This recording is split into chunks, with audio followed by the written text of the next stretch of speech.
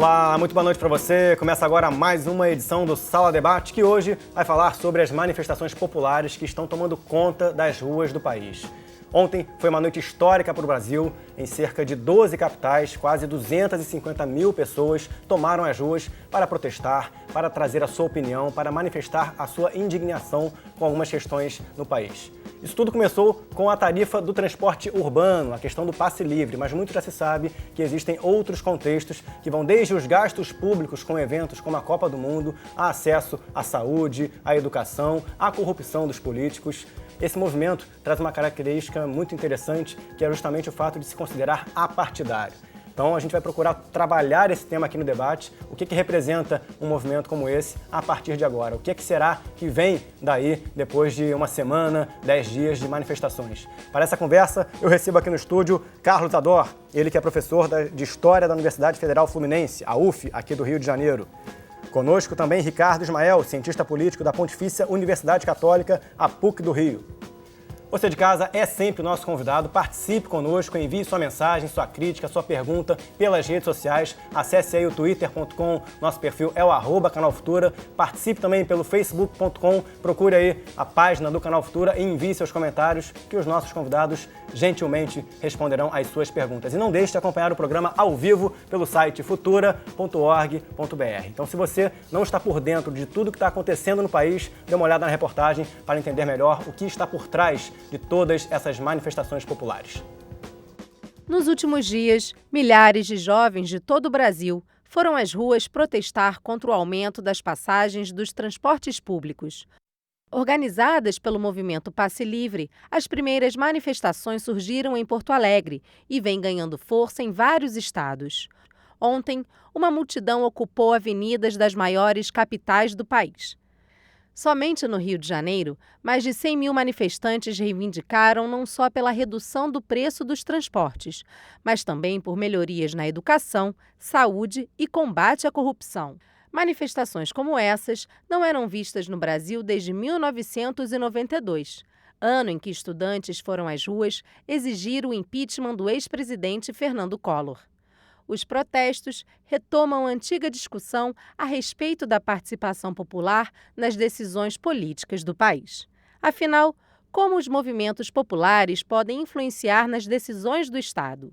E qual a importância da participação popular para a garantia de direitos básicos como o acesso ao transporte público? Muito bem, Carlos, Ricardo, muito boa noite. Obrigado pela presença. Boa noite, Brito. A gente vê aí na linha do tempo, desde a época da ditadura, depois na Assembleia Constituinte, momentos aí também pela manifestação com o impeachment do ex-presidente Fernando Collor de Mello, a própria ascensão do presidente Lula, movimentos muito marcantes na história do Brasil. Nos últimos 10 anos, não sei se os senhores concordam, mas esses movimentos não tiveram tanto peso. O que está acontecendo agora, independente do passe livre, independente da questão da tarifa de ônibus? O que está levando a nossa juventude às ruas? Muito boa noite, Carlos. Boa noite, Brito. Boa noite, Ricardo. Agradeço a Futura a possibilidade de participar desse debate, não é, sobre tema tão relevante para nós todos, não é? Eu não acho que seja além da questão, Brito, do preço da tarifa, não é, do transporte urbano. Eu acho que a partir dessa questão, ou essa questão funcionando como gota d'água, como elemento detonador, né, como estopim, de um processo que trouxe às ruas, então, né, uma indignação contida, não é, de segmentos significativos da população brasileira, não é? Que eu penso que vem se cansando de tanto descaso, de tanto desrespeito, né, de não serem considerados, né, setores da população prioritários, né, em termos de orçamento público, em termos de políticas públicas, políticas sociais, né, em áreas estratégicas fundamentais, como você disse antes, educação, saúde pública, né? Eu penso que a população brasileira ela paga uma carga fiscal e tributária muito pesada e recebe em contrapartida muito pouco, né? Serviços públicos precários, não é? Educação pública, saúde pública, enfim. Então, são demandas represadas, são demandas contidas, não é? Há muito tempo, não é? E que foram, me parece, não é? Trazidas à tona por uma questão aparentemente pontual, aparentemente pequena, não é uma elevação aqui, no caso do Rio de Janeiro, de 20 centavos, não é, no preço do transporte urbano, mas não é nada pontual, não é pequena, é uma questão que atinge a vida cotidiana das pessoas, né? Há pessoas que gastam 4, 5 horas por dia se deslocando da casa para o trabalho, de trabalho para casa, em condições precaríssimas, não é? Quer dizer, então se eleva ainda o preço de um transporte de péssima qualidade, então isso foi, me parece, um estopim, né, que levou a que as pessoas se manifestem reivindicando a suspensão dessa elevação, mas não só isso, apareceram inúmeras demandas. A elevação da tarifa de ônibus é algo recorrente que de tempos em tempos acaba acontecendo. Na sua opinião, Ricardo, por que houve esse estopim de manifestos populares nesse momento? O Carlos estava citando aí justamente a gota d'água, né, nos últimos anos, justamente a qualidade do serviço público brasileiro não atendendo a demanda das populações que estão ascendendo à classe média, ascendendo aos bens de consumo. O que mudou e por que essa atitude não foi tomada em tempos anteriores? Muito boa noite para você. Bom, eu acho que tem um aspecto de que geralmente esse aumento das tarifas de ônibus, né, ele acontece no início do ano, durante inclusive as férias escolares. Ele agora aconteceu num período letivo, quer dizer, portanto, os estudantes tiveram a oportunidade de sentir realmente esse aumento agora e acho, e corroborando aí com a linha do Carlos, quer dizer, na verdade o transporte público é um problema hoje nas regiões metropolitanas, principalmente nelas, né? Quer dizer, é um transporte caro, é um transporte insuficiente, você tem normalmente os horários de pico, trens, ônibus, metrô lotado, e você tem, normalmente, ainda uma malha, ou o transporte público concorre com o automóvel particular, de maneira que você termina enfrentando os grandes congestionamentos e demora muito para se deslocar na cidade, para trabalhar, para estudar. Em resumo, essa questão legitimou o movimento. Quer dizer, na medida que você vai e protesta contra o transporte público, isso tem repercussão não apenas entre os estudantes, mas até entre a classe trabalhadora e um público muito maior, que certamente todo dia enfrenta os problemas, principalmente na região metropolitana, dessa questão do transporte público. Acho também, e aí vou para um ponto que você tocou, essa geração que agora está nas ruas, ela certamente vive talvez mais do que uma anterior, a de 92 ou a de 68, um certo desencanto com a política, né? Quer dizer, há, de uma certa maneira, um pragmatismo hoje que impera nas alianças políticas, na montagem da própria estrutura para uma campanha eleitoral. Ou seja, alguns partidos, em tempos atrás, que consultavam as bases, que terminava certamente procurando, inclusive, se vincular mais e procurando, inclusive, ouvir mais os setores da sociedade, estudantes, trabalhadores, movimentos sociais, se burocratizaram, passaram a priorizar mais essa relação, vamos dizer assim, dentro do governo ou com o parlamento. De uma certa maneira, essa geração explode também nas ruas um sentimento que a gente precisa aqui desenvolver mais contra o sistema partidário, o sistema político aí está. Acho eu que é evidente que tem um grupo mais radical que é até mesmo contra a democracia representativa, mas ele sempre existiu. O que me parece uma coisa nova e relevante ser discutida é que, de certa maneira, o que os estudantes estão dizendo é o seguinte: o sistema político partidário, o sistema político brasileiro não consegue responder às nossas demandas. Nesse sentido, nós temos imagens da manifestação de ontem aqui no Rio de Janeiro, justamente para a gente poder passar para o público de casa um pouco do que se buscou. Quais foram as palavras de ordem, quais foram as sensações de quem estava na Avenida Rio Branco, no centro do Rio de Janeiro, ontem à noite. Pode rodar.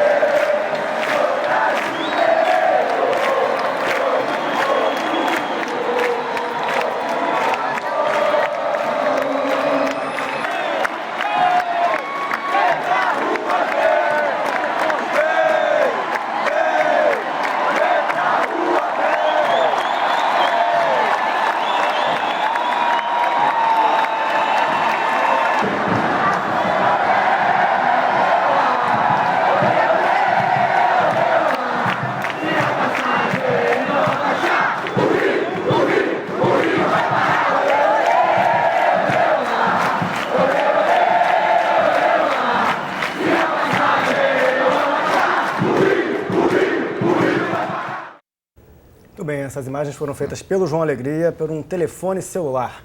O que representa? A gente estava falando aqui agora há pouco sobre o fato desse movimento não ter uma legitimidade junto a partidos políticos. Né? Houve ali até algumas bandeiras de partidos como o PSTU, algum grupo gritava para essas pessoas com essas bandeiras sem partido, sem partido, sem partido. Do ponto de vista prático, a partir de agora, o que representa a eficácia de movimentos como esse, uma vez que se consideram apartidários e tem aí uma nova fórmula, uma nova maneira de se relacionar com o ambiente republicano, que tem ali na política as suas vias de acesso à mudança na legislação, à participação em fóruns de debate. O que representa isso, Carlos?